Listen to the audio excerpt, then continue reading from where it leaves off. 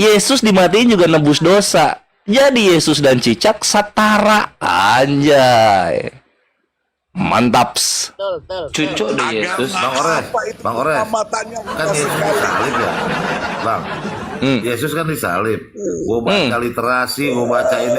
Salib nggak ada loh, di mana ya salib ya? Banyak cerita. Ya itu intinya gitu. Dia baru sadar ternyata cicak dalam Islam setara dengan Yesus dalam Kristen gitu loh. Cicak dibunuh menebus dosa, Yesus dibunuh menebus dosa. Cicak dan Yesus setara. Nyalakan api.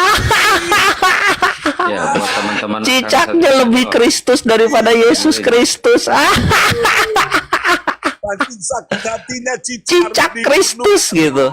Itulah kenapa lihat Ikhwan, lihat perhatikan. Yesus ya disalib menebus dosa, tapi manusia-manusia Kristen tetap mati dikubur. Artinya apa? Cicak lebih sukses daripada penyaliban Yesus. Penyaliban Yesus itu gagal. Adam masih jatuh ke dalam dosa sesuai konsepnya. Cicak Kristus, buset. Jadi nanti cicak gua kasih mahkota duri tuh di atas palanya tuh. bunuh cicak sama minum kopi. Biarin, jangan Iya nggak? suaranya tenggelam. Habis Iya nggak? Polres. Iyalah gitu, lu bayangin. Jadi lebih bagus dan bernilai hadis cicak daripada penyaliban Yesus yang gagal total. Buktinya di Indonesia aja masih 7%, nggak bisa 50%. Hidup cicak Kristus. Cicak Kristus itu lebih hebat daripada Yesus Kristus. Cicak di dinding, Yesus disalib. Cicak menang, Yesus kebalik.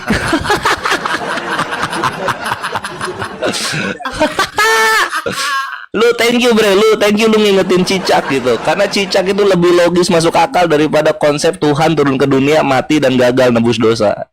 Lebih masuk akal daripada aduh anjir. Yesus nebus dosa, manusia Kristen masih mati-mati aja anjir. Udah bre, gelar Kristus itu cocok buat cicak. Buat cicak cocok ya, bukan buat Yesus. Apanya yang Kristus dari Yesus? Matinya jadi matinya di mana? Kayu salib. Bangkitnya di mana? Di goa. Cicak Jadi, matinya di hidupnya jadi, di tembok, matinya di tembok. Cicak itu nempel di tembok. Kalau Yesus nempel di mana? Nempel di salib. Nah, cicak matinya di mana? Di tembok. Yesus matinya di mana? Di goa. Menang mana? Menang cicak. Gitu ya, kok bisa ya? Iyalah makanya agama tuh jangan konyol gitu loh. Udah tahu semua Tuhan yang ada kelaminnya itu berhala. Disembah Tuhan ada kelaminnya gitu kan. Jadi kan dibikin malu sama cicak. Lempar. Sama cicak malu kan jadinya kan. Coba terus ada cerita dongeng lagi Ikhwan. Tahu matahari itu bintang atau planet? Coba gua tanya ke yang di bawah ya. Matahari itu bintang atau planet? Dijawab Ikhwan, dijawab. Ini ada yang lucu. Ini ada dongeng lucu di sini ya. Oh, Coba dijawab. Matahari itu bintang atau planet? Pak, Al-Quran bilang, dengar. Nah, coba matahari itu bintang atau planet? Dengar. Allah memelihara. Bintang dong. Masa matahari planet? Gimana sih? Bintang, matahari bintang. Nah, sekarang kita lihat ini ada dongeng lucu nih, dongeng Yunani nih. Matius 2 nomor 9 sampai 10 Raja Wali. Ini lucu. Setelah mendengar kata-kata raja itu, berangkatlah mereka dan lihatlah bintang yang mereka lihat di timur itu mendahului mereka hingga tiba berhenti di atas anak tempat itu berada. Di atas tempat anak itu berada. Lu bayangin ada bintang ya, ada bintang matahari nih nongkrong di atas rumah. Apa nggak meledak itu planet ada bintang di atas rumahnya? Bapak dengar. Aduh, lebih jelas bintang dipakai buat ngelempar setan karena setan gede-gede gitu kan. Makanya di Matius 4 itu ada iblis bisa membawa Tuhannya orang Kristen. Karena yang namanya setan itu kan gede ya. Lah ini bintang di atas rumah anjir, dongeng Yunani. Itu Ini Raja Wali, aduh cobalah lu gimana otaknya gitu loh. katakan bulan. Masa ini lihat ada bintang di atas rumah. Aduh, ini kalau di Islam nih gagal jadi Tuhan ini, Bre. Ini gagal jadi Tuhan serius. Komedi nih, ini komedi nih. Ciptaan Tuhan Ayo. Lu bayangin itu, lihat mana ada bintang di atas rumah coba. Ada bintang di atas rumah. Terus nanti di Kejadian 1 nomor berapa tuh? Kejadian 1 nomor 4. Tuhan menciptakan penerang. Nanti di hari keempat Tuhan menciptakan benda penerang. Lah terangnya duluan ada, benda penerangnya baru ada nanti 3 hari kemudian. Kan lucu. Al-Maidah dengar. Kan lucu gitu. 48. Dengar. Kejadian 1 nomor 1 sampai nomor 14. Baca Al-Quran. Ya gimana ya, enggak, lu baca, gue juga baca gitu loh. Lu ajarin Islam, gue ajarin Kristen gitu loh. Lu kan maunya kayak gitu. Lu ajarin Islam, gue ajarin Kristen gitu. Karena banyak hal-hal komedi dan jenaka di dalam kekristenan gitu. Ya. Lu ajarin aja Al-Maidah silakan. Di sini gue ajarin Matius 2 nomor 9 sampai 10. Ada bintang menclok di atas rumah. Bintang menclok di atas rumah anjing. Bisa-bisanya ada bintang menclok di atas rumah. Matahari kita lihat pakai mata aja pedih. Apalagi ada di atas rumah anjing, apa nggak meleleh mata gua sebadan-badan.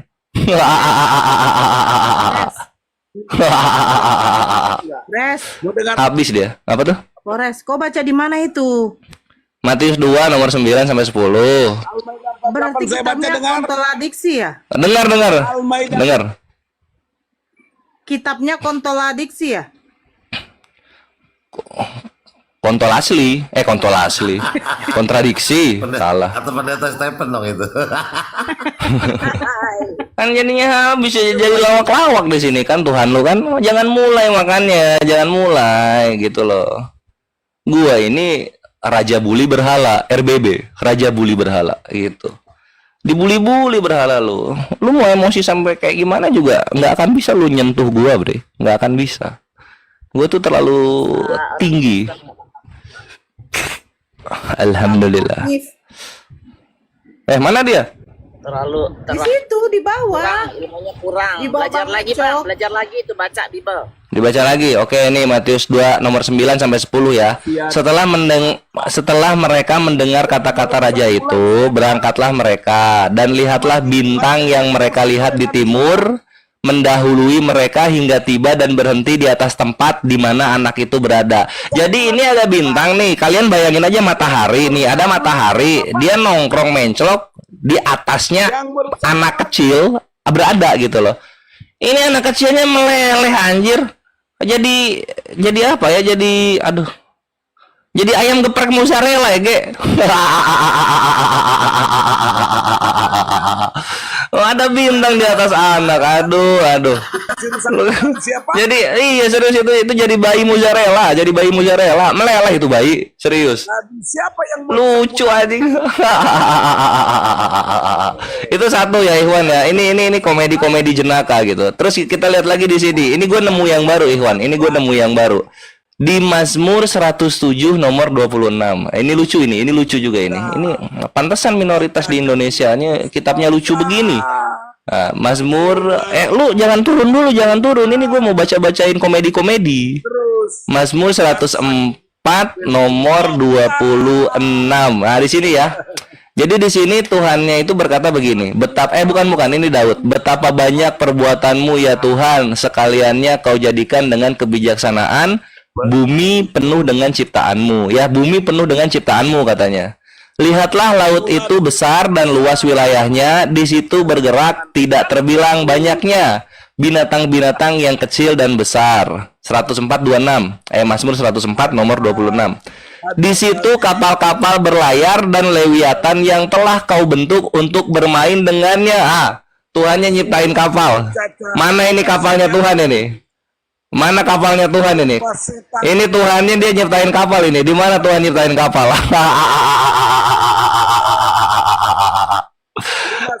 Di mana coba? Coba ya untuk kawan-kawan Karisteng, ini Raja Wali lagi oleng kayaknya. Coba di mana ada Tuhan semesta alam nyiptain kapal? Ini kapal diciptain di hari keberapa ini?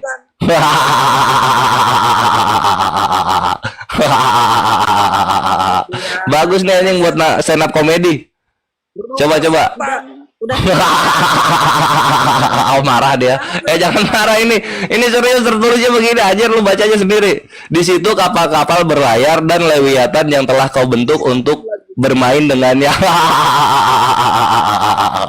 Di mana di hari keberapa ini Tuhan nyiptain kapal? Ayo jawab. Jawab, jawab. Ayo jawab. Agama apa yang nabinya merusak bulan?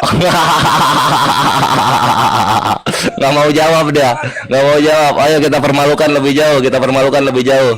Tadi kita udah di awal-awal kalau ingat Ikhwan ya, kita bahas soal cicak Kristus ya, cicak Kristus. Karena cicak kalau dimatiin nebus dosa dia. Nah berikutnya kita lihat ke kejadian 1 sekarang. Suara sebeleguk tenggelam. Suara sebeleguk tenggelam. Lagi udah Ayo sedikit kores. Ya boleh Bun, mau masuk ya silakan. Di follow akunku, di follow. Oh iya di follow akunnya Hutinora ya. Ini Ini lihat lagi di sini Iwan, lihat sini. Ini di kejadian 1 nomor 3 ya. Berfirmanlah Allah ya, Allah berfirman di sini, jadilah terang, lalu terang itu jadi. Oke? Ini hari pertama nih, terang jadi nih hari pertama. Lu nanti kalau baca terus ini nanti ada yang lucu nih. Petani korma. Dengar petani korma. Nah di sini di mana benda penerang ya? Benda penerang. Ah ini kejadian 1:14. Berfirmanlah Allah, jadilah benda-benda penerang pada cakrawala. Terangnya ada duluan, bendanya nanti belakangan, bisa gitu anjir konsep. Bang, bacain kidung bang, bacain kidung, bang. Lu bayangin nih Wan ya. Jadi rumah lu terang gitu, tapi lampunya belum beli gitu. Coba gimana itu? Di mana otaknya itu? Siapa yang rusakan itu bukan? Aduh nangis darah anjir. Ini alanya lucu banget ini Allah. Allah nyiptain penerang hari pertama, tapi benda penerangnya baru hari ke berapa nih? Hari keempat baru diciptain. Supaya dapat Aduh. PR tuh, PR Raja Wali, itu PR itu. Ya lucu-lucu emang gitu loh. Inilah kenapa kalau menuhankan Tuhan berkelamin, lucu-lucu jadinya. Halo. Apa Raja Wali? Kalau Jangan marah, jangan oleng. Ini kan gua hanya bereaksi dari apa yang lu lakukan, kan gitu. tangan kanannya 2, tangannya kanan semua. Lo kalau misal ya soal tangan kanan dua ya, soal tangan kanan dua. Tuhan lu kalau ada tangan kirinya, kepake nggak tangan kirinya? Gua tanya. Kepake apa Tuhan lu tangan kirinya? Hah? Ayo, tangan kirinya dipakai apa? Gua tanya itu Tuhan. pakai cebok. Ayo dijawab. Buat keledai. Mau dipakai apa? Hah? Keledai. Tuhan lu ada tangan kirinya nih, ada tangan kirinya. Dipakai apa itu tangan kiri? Gua tanya. Hah? Keledai. Dipakai apa? Gak bisa jawab dia. Dijawab dong, jangan malu dong. Itu di bawah udah dikasih tuh, udah dikasih kisi-kisi. Pas. Ayo gitu. Izin. Di Islam Allah tangannya adalah kanan dua-duanya karena Allah tidak mempunyai kelemahan, kan gitu ya. Nah, sekarang di Kristen Tuhannya punya tangan kiri. Punya tangan kiri. Ini dipakai apa? Tangan kirinya dipakai apa? Coba dijawab dong. Ada kalau Ayo dijawab, tangan kirinya dipakai apa? bagaimana ini? Gak mau jawab dia. Jangan malu. Tuhannya kan bentuknya manusia kan, Tuhannya Kristen kan bentuknya manusia. Dijawab dong, tangan kirinya Tuhan lo dipakai apa? Allah Islam tidak boleh di. Nah, gak mau jawab dia. Itulah makanya Tuhan lu tuh hina gitu, karena ada tangan kirinya. Tangan kiri dalam Islam dipakai cebok, tau nggak? Ya. Ayo. Sekarang kalau misalnya Tuhan lu keluar tai, itu tainya Tuhan lu bukan? Kanannya Hah? 2. Hah? Gimana? Kalau Tuhan lu berak keluar tai, itu tainya Tuhan lu bukan? Kanannya dan semua. Nangis darah bre. Iya begitu hinanya Tuhan lu gitu, karena punya tangan kiri, yang dimana tangan kiri itu akan megang-megang tai gitu loh. Jadi Tuhan lu tangan kirinya penuh tai gitu, penuh tai, naik ke sorga bawa tai dia. Kanan. Aduh. Ampunilah dia Tuhan, karena dia tidak tahu apa yang dia katakan. Ya. Tuhan terkocak sedunia ini mah ya. Tuhan terbau sedunia anjir ini mah. Anjir. Punya tangan kiri bangga, tangan kiri dipakai cebok megang tai bangga. Tuhan lu megang tai Ege. Gitu kan, ada tangan kirinya. Baru mikir kan lu? Baru mikir kan? Itu lu sampaikan ke gereja supaya tahu ternyata Tuhan kita ada tangan kiri. Kalian tahu? Tangan kiri itu untuk cebok. Tuhan kita cebok seperti kita. Haleluya bang. Nah, gitu. Ada Allah Bapa, Allah Kudus, dan Allah Tai ya. Waduh, nggak gitu dong. Nggak gitu dong. Makanya Raja Wali jangan mulai, bre, jangan mulai. Ini kores gitu loh. Sekalinya lu nyindir, sindiran gua tuh lebih menyakitkan dan lu nggak bisa nyentuh gua. Mana ada harganya Tuhan lu di mata gua? Nggak ada harganya sama sekali Tuhan lu di mata gua. Jangankan gua, bre, satu dunia di zaman Yesus tidak ada satupun wanita mau menjadi istrinya. Tidak ada satupun. Itu anjing. Apa bunuh cacat apa pahala. Dia ngomong apa, dia nggak denger kita. Emosi dia ya, marah dia ya. Pusing Coba kita dengerin dulu. Stroke dia. Dia berdarah. Kayaknya emosi dia. Dia ngomong apa sih? Stroke dia. Apa Raja Wali? Apa ngomong apa Raja Wali? Kasihan. pusing aku mikirin. Ih, pusing dia bukannya tai. Apa dia bilang? Di bait suci. Pusing katanya Tuhannya bau. Batu hitam.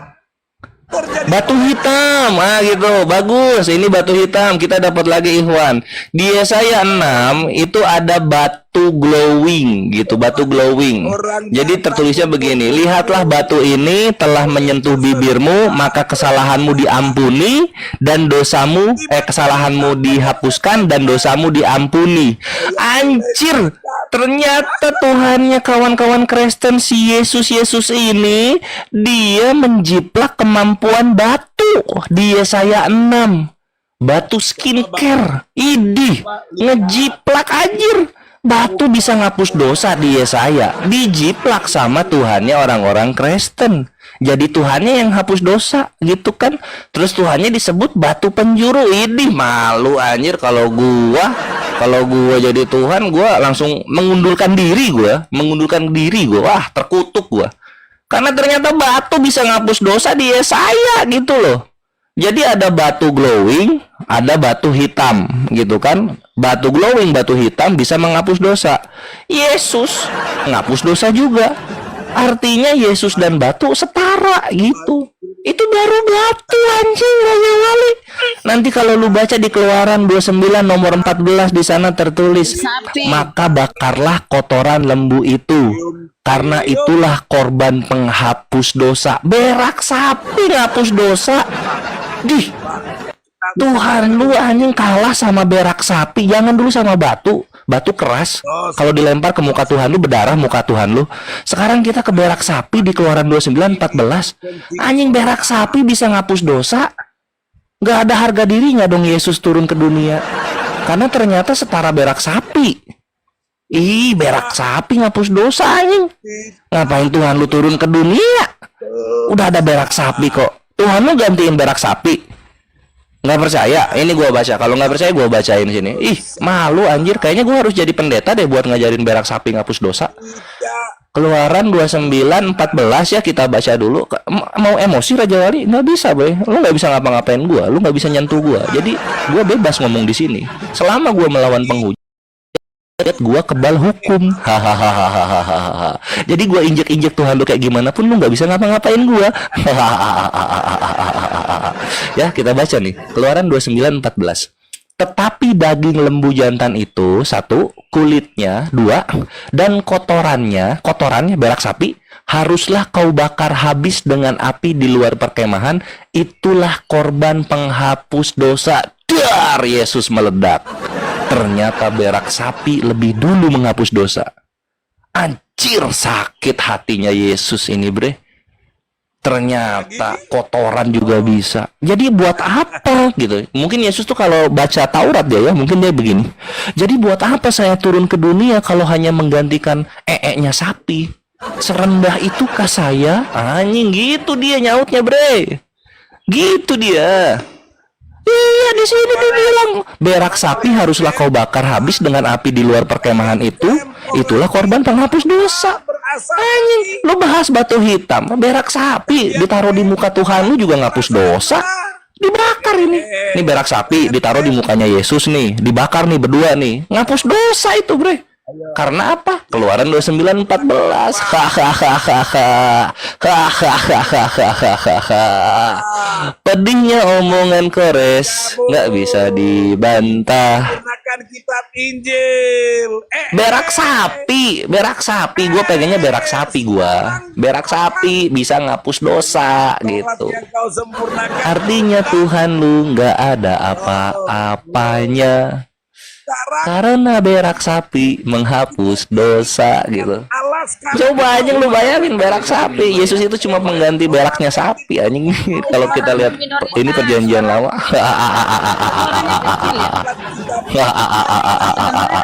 Nggak kedengeran Apa Raja Wali mau emosi lu? Mau emosi? Sebentar, Hah? Bang, izin. Lu mau emosi? Allah tuh. Apa mau masuk Bun? Silakan Bun. Udah habis dia. suaranya kecil kali dia minor. Kenapa suaramu kecil? Sayap lu udah nggak ada.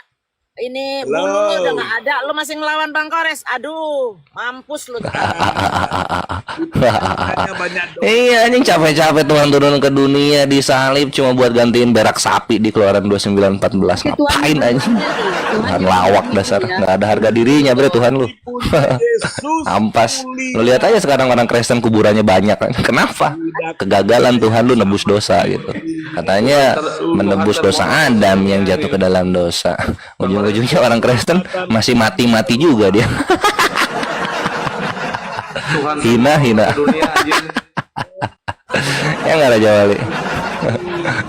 Makanya jangan Udah bre, lu pindah agama aja lu, nyembah dildo, lebih cocok buat lu tuh. Enak, anjing bikin lu enak gitu. Orang buat sakit hati. Kenapa? Kristen buat ibadah. Ya bun. Raja Wali. Ngomong apa dia anjir? Ini dia lagi berbahasa roh ya, hola bala dia. Nggak denger gua. Nggak jelas dia. Lu lagi hola bala lu. Nggak ngerti gua bahasa hola bala, bre. Siapa lagi? Bun, mau masuk Bun? Gua nggak ngerti bahasa hola bala. Ngapain sama orang tolol kayak begitu? Oh nggak mau ya, udah gua makan lagi ya. Makan. Kenapa? Sayap sebelah kirinya ini hancurin lagi juga. Baru kanan udah habis tuh kanan. Oh iya siap-siap ya, kita injek-injek lagi aja gitu karena ini udah dikasih lampu hijau Ikhwan, lampu hijau. Jadi dalam Islam itu kita nggak mengasihi musuh gitu. Gimana cara kita mengasihi setan? Gitu, coba. Kalau di mereka diajarin gitu, karena kasihilah musuhmu gitu kan. Sertai setan kok. Mengasihi setan. Ya lu kalau lu nganggap gua setan, lu kasihi gua. Tuhan lu ngajarin kasihilah musuhmu, bre. Tuhan lu ngajarin kasihilah musuhmu. Ya lu kasihilah setan. Coba. Maaf. Ya lu harus jadi goblok. Kalau lu pengen jadi kalau lu jadi Kristen lu harus jadi goblok gitu. Karena lu harus mengasihi setan, gitu enggak lu? Hah? Kasihilah musuhmu. Setan itu musuh bukan gua tanya? Hah? Lu mau lari topik ke setan nih. Setan itu musuh bukan? Hah? Sudah ditunggu setan, ayo. Nah, setan musuh bukan, dijawab dong. Sudah ditunggu setan. Ya, setan itu musuh bukan? Dijawab setan. Setan musuh bukan setan? Setan musuh bukan? Ada setan satu lahir. Waduh, gitu. Kalau lahir ada setan masih slow, udah dia mau lari ke sini nih. Gua kasih 1 Korintus 5 nomor 5 nih.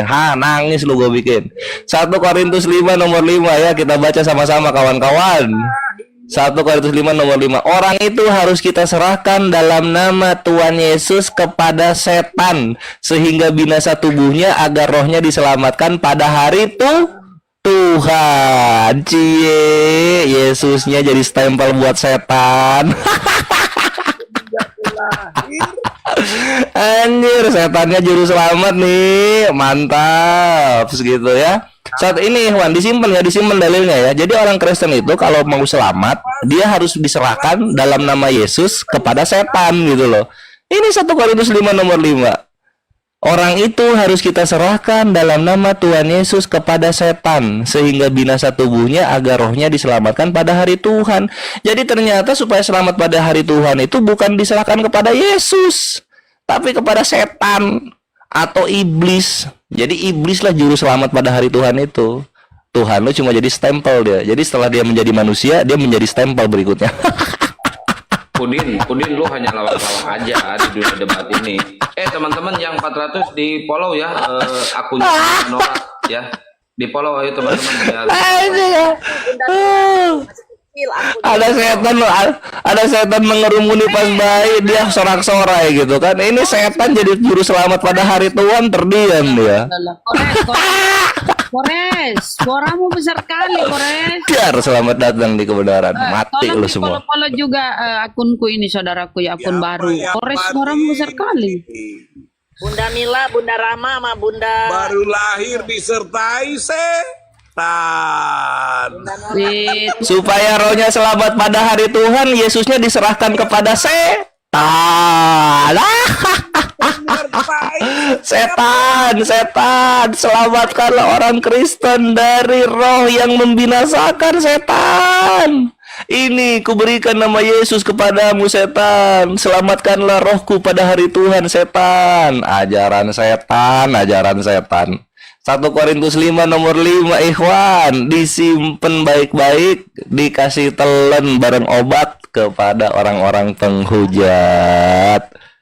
Aduh. Please menjawab. Orang itu harus kita serahkan dalam nama Yesus kepada iblis sehingga binasa tubuhnya agar rohnya diselamatkan pada hari Tuhan. Wah anjing, ternyata ada ala iblis nih. Catur tunggal nih anjir ternyata. Ala Bapa, ala Putra, ala Roh, ala iblis. Nanti di 1 Timotius 1 nomor 20 ini ada juga nih kawan-kawan. Ini lucu nih iblis nih kerjaannya, kita lihat ya. 1 Timotius 1:20. 1 Timotius 1:20 ini lucu nih. Beberapa orang telah menolak hati nuraninya yang murni itu, dan karena itu kandaslah iman mereka. Dan diantaranya Himenius dan Alexander yang telah kuserahkan kepada iblis supaya jera mereka menghujat. Ini orang kalau beriman diserahkannya kepada Tuhan, jadi mereka kapok menghujat. Lah ini malah diserahkan kepada iblis. Waduh. Ternyata iblis ini mempunyai peran penting di dalam keselamatannya orang-orang Kristen. Anjir, kita bikin si Raja Wali ini Ikhwan emosi dan dia tidak melakukan bidat beribadah di hari Minggu ke dalam gereja-gereja yang bentukannya bentukan Yunani. Kita bikin dia terlambat Ikhwan. Jadi kita injili duluan di sini ya, supaya dia ke bawah mimpi gitu. Kalian lihat di 1 Timotius 1:20 anjing, ini alanya nggak ada harga dirinya, karena ini Paulus menyerahkan penghujat kepada iblis supaya jera mereka menghujat. Ini otak di mana anjing? Kok minta tolongnya ke iblis supaya orang-orang penghujat jera? Di mana otaknya ini? Atau jangan-jangan Raja Wali? Atau jangan-jangan Allah dalam Kristen itu iblis-iblis juga ya, jangan-jangan ya. Waduh. Saudara-saudara yang dikasihi, yang telah dipilih oleh Tuhan dalam nama Yesus, mari kuserahkan kau kepada iblis agar binasa tubuhnya dan rohnya diselamatkan pada hari Tuhan. Saudara-saudara yang terkasih, iblis adalah penyelamat pada hari Tuhan. Kalau di Islam iblis ini nggak ada apa-apanya, tapi kalau di kita iblis ini adalah penyelamat pada hari Tuhan. Silakan saudara-saudara baca di firman Tuhan dalam 1 Korintus 5 nomor 5. Di sana sangat menyedihkan sekali. Ini tidak pernah dibawa dalam dialog Islam dan Kristen. Disembunyikan. Tapi diketahui oleh Kores sehingga dia tidak bisa kabur. 1 Korintus 5 nomor 5. Kita baca bersama-sama, kita ulang-ulang ya. Kita ulang-ulang. Orang itu harus kita serahkan dalam nama Tuhan Yesus kepada iblis.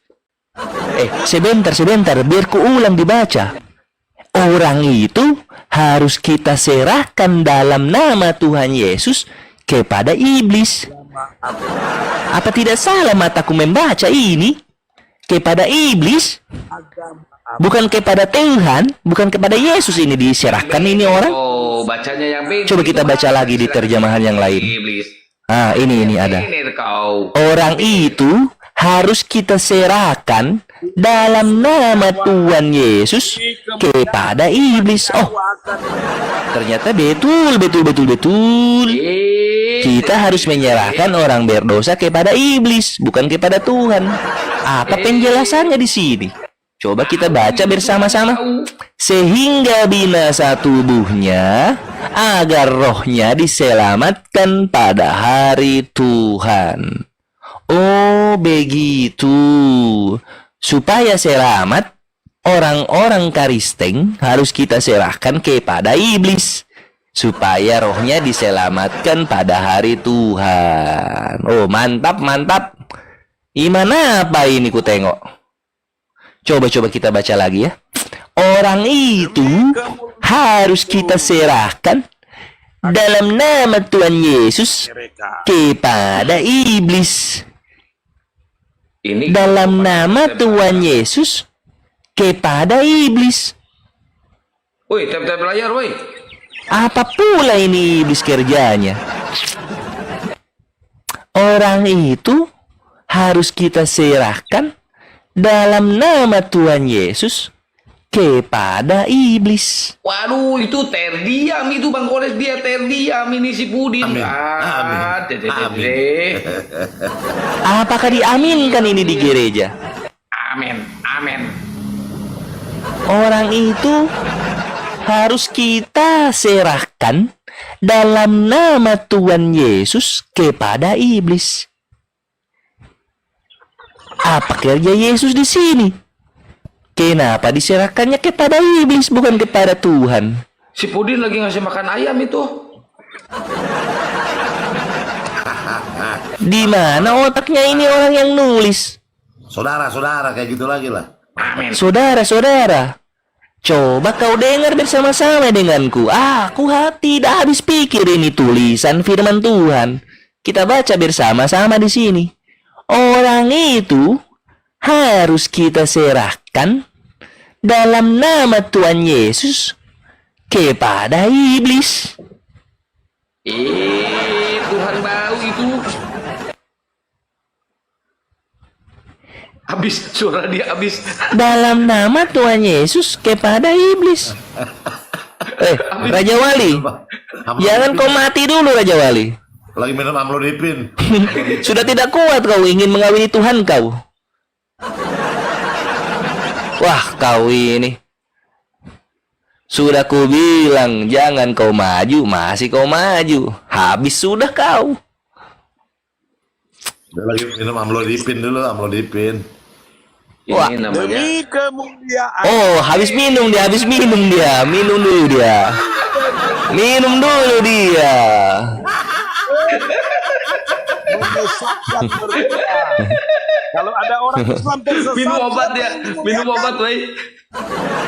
Kalau ada orang Islam tersesat, kau pakai ini 1 Korintus 5 nomor 5. Serahkan dalam nama Tuhan Yesus kepada iblis. Iblis bapak kau diserahkan kepadanya. Kau tengok ajaranmu di sini. Tuhan kau ini tidak ada apa-apanya di hadapan iblis. Orang itu harus kita serahkan dalam nama Tuhan Yesus kepada iblis. Ya, kau pahami itu baik-baik. Kau tato itu di otakmu. Orang itu harus kita serahkan dalam nama Tuhan Yesus kepada siapa? Iblis. Si bolis. Aduh, mati bijak. Aduh, mati sudah aku. Ditahu ternyata. Sudah capek-capek disembunyikan, tidak dibahas di dalam perdialogan, malah ditahu oleh si kores-kores ini. Iya, makanya kau jangan sembah Tuhan yang belegu kau. Parah kau. Mau meninggal kau? Iya, Raja Wali, terdiam kau. Kenapa? Kau mau cepat-cepat mengawini Tuhan kau di sorga, seperti di Wahyu 17 nomor 9. Mana kau pilih? Mengawini bidadari atau mengawini Tuhan kau sendiri? Mana kau pilih? Terdiam lagi. Makanya kau jangan selalu nyembah Tuhan yang ontohot kau ya. Bro kau. Kalau kau mati sekarang, kau jadi konten. Paham kau? Kau jadi konten. Jangan kau mati dulu. Domba kecil, woi.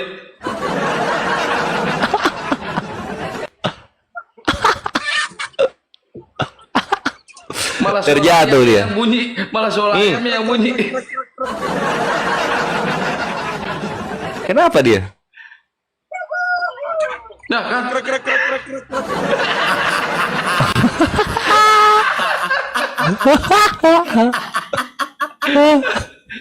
Si dia sedang menginjili segala makhluk. Ya, yang penting dia belum mati karena sedih juga kalau kurasa dia mati ketika berdialog. Jadi konten.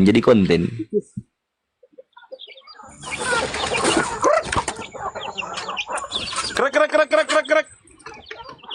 Oh, sudah bendera putih kurasa dia kawan-kawan.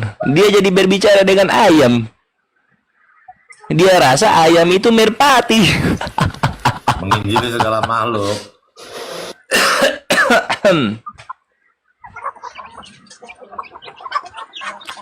Udah habis dia bre, udah ngobrol sama ayam. Mau buang lah ke laut dia.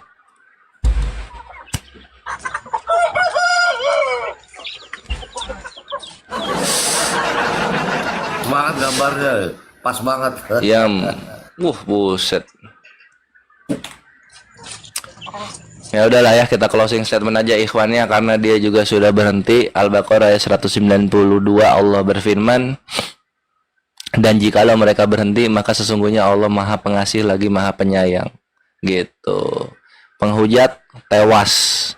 Mati argumennya karena dibalikin terus kepada imannya sendiri. Jangan mulai bre. Kalau dialog jangan mulai menghujat. Ini kores ya. Nanti lu mati. Bang Kores tunggu. Ini ada si botak naik. Botak. Si Abdon Sagala. Botak masih hidup loh. Bicara Tuhan tapi nggak kenal. Dasar si botak itu terus. Aduh, temanmu sudah tewas. Mau menyusul kau? Bicara Tuhan tapi nggak kenal Tuhan apa? Mana Tuhan kau yang kau kenal itu? Bicara Nabi aja nggak kenal. Mana Nabi yang kau kenal itu? Tunjukkan padaku sekarang. Mana dia? Kalau kau kenal, kau bisa kenalkan kepada kami barangkali. Mana dia? Nabi itu kan dari Israel sana, nggak ada. Iya, mana Nabi yang dari Israel sana? Tunjuk satu ke sini. Mana batang hidungnya? Bentar, ini teman-teman saya dari zaman dijum. Udah tumbuh belum rambut lu, botak? Udah kenal Tuhan belum? Bicara Tuhan. Mana Tuhan kau yang kau kenal itu? Baca Quran 7:33 diharamkan bagi. Dibaca 1 Korintus 5 nomor 5. Bicara Tuhan. Kau baca dulu di situ. Di situ kau dikatakan harus diserahkan dalam nama Tuhan Yesus kepada iblis. Yang kau kenal di sini siapa? Yesus atau iblis? Tuhan kamu siapa? Tuhan Yesus atau iblis di sini pertanyaannya? Bilang Tuhan saya Tuhan Yesus. Tuhan kamu siapa? Tuhan kami Allah Azza wa Jalla. Allah mana? Allah yang berada di mana-mana, di segalanya dan semua, tidak ada sesuatu yang bisa memberikan, menampung atau juga mengadakan dan juga mewujudkan keberadaan kemahakuasaan Allah Azza wa Jalla. Pernah nggak datang ke dunia ini? Buat apa datang ke dunia? Berak dia nanti seperti Tuhan kau itu. Tuhan kau itu berak dia. Makanya bohong. Tuhan bau. Iya, Tuhan kau berak di dunia. Makanya bohong. Buat apa kau Tuhan turun ke dunia? Kau fitnah Tuhan kau. Di mana Tuhan kau ngomong turun ke dunia? Tuhan maha terbau ini. Di mana? 1 Timotius 1:17 kau baca di sini. Al-Maidan Pak. Mana yang halu? Ya, kau ajari kami Islam, ku ajari kau Kristen. Al-Maidah Ya? 46 di dalam Injil. Ya, kau baca Al-Maidah 46, ku bacakan 1 Timotius 1:17. Kau membantah Allahmu. Oh, kau membantah Yesusmu. Al-Maidah 46 di dalam Injil. Nah, 1 Timotius 1:17, kau bacakan itu, ku bacakan ini. Kau bacakan itu. Allah saja meneruskan. Kau bilang meneruskan ya. Sekarang kita lihat di sini 1 Timotius 1:17. Hormat dan kemuliaan sampai selama-lamanya bagi raja segala zaman. Allah yang kekal, yang tak nampak, yang esa. Amin. Amin. Di sini dibilang tak nampak, Allah yang kekal yang tak nampak. Siapa yang kau lihat itu? Pocong. Siapa yang kau lihat? Kenal Tuhan. Tapi di sini yang tak nampak, bagaimana kau mengenal kalau tak nampak? Kau gak kenal Tuhan. Kau yang tak kenal Tuhan, kau tak nampak di sini. Jangankan Tuhan Nabi aja kau gak kenal. Tuhan kau tak nampak di 1 Timotius 1:17. Di mana? Allah yang kekal yang tak nampak dibilang. Siapa yang kau lihat di sana? Ayo kau jujur. Tuhan wujudmu. Kau melihat berhala kau, bukan melihat Tuhan. 1 Timotius 1:17, kutekan kau di situ. Hormat dan kemuliaan sampai selama-lamanya bagi Raja segala zaman, Allah yang kekal yang tak nampak. Ada wujud Tuhan. Amin. Enggak? Amin. Yang tak nampak. Amin. Ada wujud Tuhanmu enggak? Yang tak nampak di sini dibilang. Yang tak nampak, yang kau lihat itu berhala, kawanku. Yang kau lihat itu berhala yang kau lihat. Karena di sini dikatakan Allah yang kekal itu yang tak nampak. Enggak ada, bro. Tuhan kau berhala. Yang kau lihat, Tuhan kau yang kau kenal itu kau kenal berhala. Tuhan kau berhala. Yang kau kenal itu berhala. Abdon, yang kau kenal itu berhala. Karena di 1 Timotius 1:17, Allah yang kekal yang tak nampak. Dunia. Allah yang kekal yang tak nampak, tidak ada tertulis. Kau fitnah-fitnah Tuhan kau itu. 1 Timotius 1:17, Allah yang kekal yang tak nampak. Allah yang kekal yang tak nampak. Tak nampak itu artinya apa? Tidak ada kan buat kau? Tuhanmu punya tangan enggak? Yang tak nampak ini loh. Tuhanmu punya tangan enggak? Tidak ada tangan seperti makhluk. Tuhan kau kalau tak nampak punya tangan nggak? Jadi Hah? di Quranmu di tangan Tuhan itu tangan Allah masa Kalau nggak ada? ya sekarang tangan Tuhan kau apakah seperti tangan monyet? Kalau kau mengartikan tangan di sana adalah tangan makhluk, artinya tangan Tuhan kau tangan monyet, lebih panjang dari kakinya. Pada di Quran tangan Allah ada, kamu bilang nggak ada. Lah padahal di Biblos kau ini di sini Allah yang kekal yang tak nampak, tapi kau hina-hina Tuhan kau terlihat katanya. Aneh sekali. Nanti di 1 Yohanes 4:12 di sini juga ada ya. Kau bisa lihat di sini 1 Yohanes 4:12. Kau bisa baca juga bersama-sama kawan-kawan ya. Jangan Di sini dikatakan begini di 1 Yohanes 4:12. Tunggu sebentar. Ini kabur-kaburan 1 Yohanes. kenal Tuhan. Nah, di sini 1 Yohanes 4:12. Kau baca di sini ya. Jangan bicara Tuhan kalau nggak kenal Tuhan. Saudara-saudaraku yang kekasih, tidak ada seorang pun yang pernah melihat Allah. Dar selamat datang di kebenaran. Yang kau lihat itu berhala. Kalau tidak kenal Tuhan, Yang kau lihat itu berhala. jangan bicara Tuhan. Ketika kau melihat Tuhan, yang kau lihat itu berhala. Karena 1 Yohanes 4:12, tidak ada seorang pun yang pernah melihat Allah, Abdon. Kenal Tuhan. Kalau kau melihat Tuhan, kau berarti kau melihat berhala. Jangan bicara Tuhan kalau nggak. Jangan kau bilang kau melihat Tuhan kalau ternyata Tuhan kau berhala. Siapa bilang Tuhan? Kau ulang ucapan kau, ku ulang lagi ucapanku. Siapa bilang Tuhan itu nggak bisa dilihat? Siapa bilang? Di sini tidak ada seorang pun yang pernah melihat Allah. Oke, Yohanes yang ngomong, mau lari ke mana kau? santai. Matius Hah? 5:8. Berbahagialah orang yang suci hatinya, karena mereka akan melihat Allah. Matius 5:8. Kamu nggak suci. Matius 5:8. Oke, kalau begitu Yohanes ini tukang bohong kalau begitu, karena dia bilang di sini tidak ada seorang pun yang pernah melihat Allah. Hatimu nggak suci. Kontradiksi artinya kitab suci kau. Hatimu Iya. melihat Tuhan tuh. Tidak ada seorang pun artinya orang suci, orang najis itu tidak pernah melihat Allah. Hatimu nggak suci maka nggak bisa. Kau lihat di sini tidak ada seorang pun yang pernah melihat Allah. Mau lari ke mana kau? 1 Yohanes 4:12, kutekan kau di situ. Hatinya. Tidak ada seorang pun yang pernah melihat Allah. Kalau terlihat artinya berhala. Kamu tidak suci. Tidak ada seorang pun yang pernah melihat Allah di sini. Orang mau suci mau najis dia tetap orang. Nggak mungkin orang najis dia menjadi kaktus. Nggak mungkin itu. Kan Injil itu adalah petunjuk. Kamu 1 Yohanes 4:12 kau baca, tidak ada seorang pun yang pernah melihat Allah. dalam Injil ada petunjuk dan cahaya. Di dalam 1 Yohanes 4:12 di sana dikatakan tidak ada seorang pun yang pernah melihat Allah. Quranmu sendiri membenarkan, tapi kamu 1 Yohanes 4:12 kalau gitu dibakar saja lah, tidak terpakai di sini. Abdon tidak mau dia Abdon ini. Maidah 4. Tidak ada seorang pun yang pernah melihat Allah di sini dibilang. Matius Tidak ada seorang pun yang pernah melihat Allah di 1 Yohanes 4:12. Aku bisa bacakan dalil-dalil yang lainnya kalau kau mau ya. Kita bawa sekarang di 1 Timotius 1:16. Ini baru lagi. Dalilnya banyak sekali tumpah-tumpah di sini, kawanku. Al-Maidah 4. Biarkan kau biar bahas Al-Qur'an, ku bahas biblos kau. Petunjuk dan cahaya. Kenapa? Jadi bukan soal petunjuk, Tuhan tidak kelihatan, Tuhan tidak kelihatan. Nah, di sini ya, kau baca di kok 1 Timotius 1, 1 Timotius 6, 1 Timotius 6 16. Di sini dikatakan begini, dialah satu-satunya yang tidak takluk kepada maut, ya. Bersemayam dalam terang yang tak terhampiri. Ada petunjuk dan cahaya. Seorang pun tak pernah melihat dia, dan memang manusia tidak dapat melihat dia. Apa kau bicara, Abdon? Paulus di sini berkata, memang manusia tidak dapat melihat dia. Kenapa Muhammad aja gak pernah ngeliat Allah? Seorang pun tak pernah melihat dia, karena Paulus bilang begitu. Seorang pun tak pernah melihat dia, dan memang manusia tidak dapat melihat dia. Di mana Yesus melihat Bapa? Kutanya kau. Makanya Muhammad aja gak pernah ngelihat Allah. Apalagi Yesus yang najis karena dia merusak dan juga membuat rugi peternak babi. Karena mereka akan melihat Allah. Oke. Seorang pun tak pernah melihat dia, dan memang manusia tidak dapat melihat dia. Abdon, kau mau bantah perjanjian barumu? Muhammad kan gak pernah ngelihat Allah kan? Itu betul, 1 Timotius 6:16. Seorang pun tak pernah melihat dia, dan memang manusia tidak dapat melihat dia. 5 ayat 8 berbagi.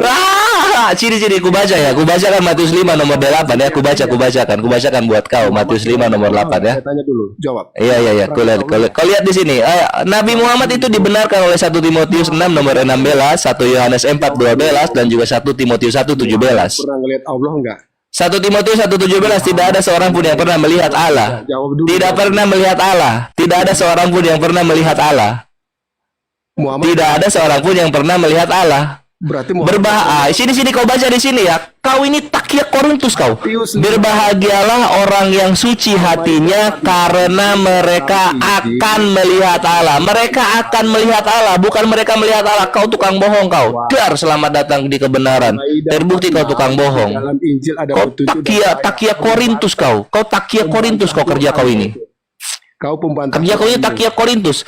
Matius 5 nomor 8 kawan-kawan. Dibacakan begini ya. Berbahagialah orang yang suci hatinya, karena mereka akan melihat Allah. Ada kata akan di sini. Artinya tidak sekarang. Al-Quranmu bilang di dalam Injil ada petunjuk. Kenapa kau bantah? Injil yang mana? Ini kau Eugalion, bukan Injil. Injil. Mana Injilmu? Lah itu hilang di Markus 1:14. Injil Allah sudah hilang. Mana Injilmu? Ngomong. Mana Injil kau? Loh, Injil saya kamu baca itu.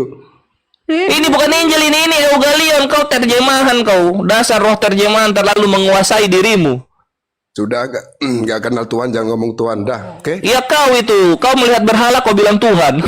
Muhammad aja gak kenal Allah. Apalagi Yesus benar-benar melihat bapaknya. Yesus mana? Ya Yesus adalah Allah, Yesus adalah Bapa. Yesus bukan Allah, karena kalau Yesus Allah, Yohanes tidak mungkin bilang tidak ada yang pernah melihat Allah. Kau bagaimana sih? Gimana Muhammad aja gak pernah melihat Allah? Gimana? Ya apalagi Yesus gak pernah melihat bapaknya. Gimana? Yesus gak pernah melihat bapaknya. Musa tidak pernah melihat Tuhannya. Yang Musa lihat malaikat. Matius 5. Siapa yang pernah melihat Tuhan? Kutanya kau. Hatinya, karena mereka akan melihat Allah. Ayo. Ya kalau akan itu tidak sekarang. Tunjukkan satu orang yang pernah melihat Allah.